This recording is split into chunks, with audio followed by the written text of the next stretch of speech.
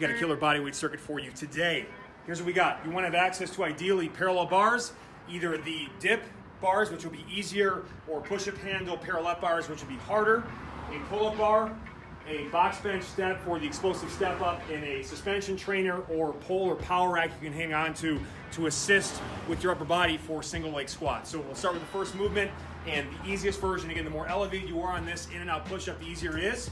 I'm gonna block my feet together, squeeze my legs together, crunch the abs. I'm gonna do an extended range of motion push-up, elbows tight to the body, push out, and then I'm gonna tuck my knees towards the chest as I pass my feet through and finish with abs crunch, glutes tight, shoulders down. So I don't want to be here, I want to finish right there. Proud chest, without hyperextending the back. Bring it right back, push up, back. Keep repeating that pattern. It's actually a little bit more challenging for me doing this that high, but you can make it work. This is now going to be harder. Longer limb, taller you are, the harder it is, because you really have to work on tucking on the in and out pass to not let the feet drag. You also might want to consider doing this barefoot. It's a better workout in general, barefoot, more activation, but the feet won't drag as much on the floor, and if they do, it's not going to slow you down. So go wide on this, especially if you've got wider shoulders, hips.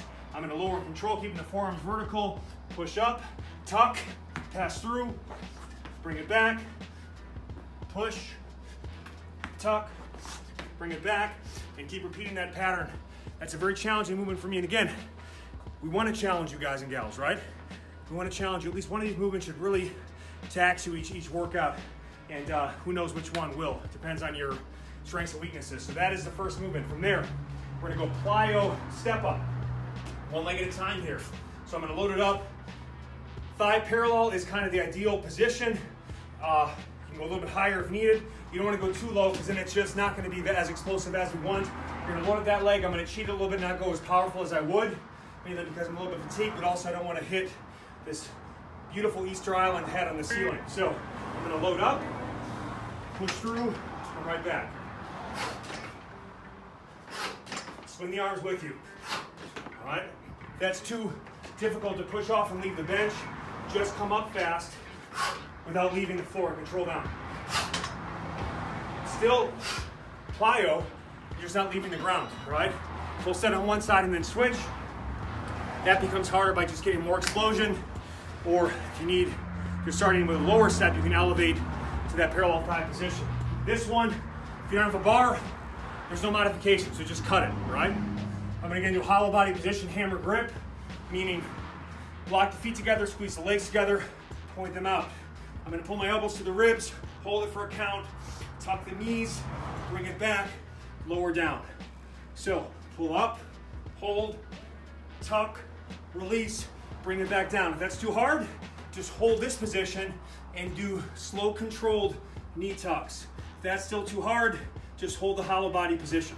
So you've got options, no bar, cut it, and just get rid of that movement and just circuit through the other ones. Final two moves. Self-assisted single leg squat. We get all the benefits of a pistol squat without having to go too low or have mutant-like mobility. So you're gonna hold it, start with the arms at about 90-degree angles, whatever you're holding on to. You're gonna load one foot here, and you go as low as you can, knowing that it's pain-free, and you come back up. The idea is to get to the point where we can have that back knee kiss or hover just above the ground. Kiss the ground or hover just above. So I'm gonna crunch my abs, hold the rib shoulders down, just as much assistance as I need. Lower and control, kiss, pull right through. Lower and control, kiss, pull right through. If you want to make this more challenging, use less assistance or go more constant tension.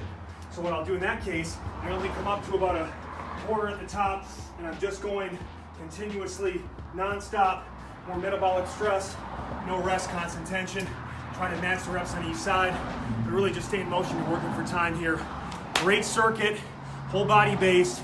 Have some fun with it. If the in and out push-up is too challenging, just do either the high elevated or low elevated extended push-up, and you'll be good to go. Always find a way to make it work. Focus on what you can do, not what you can't. Bye-bye.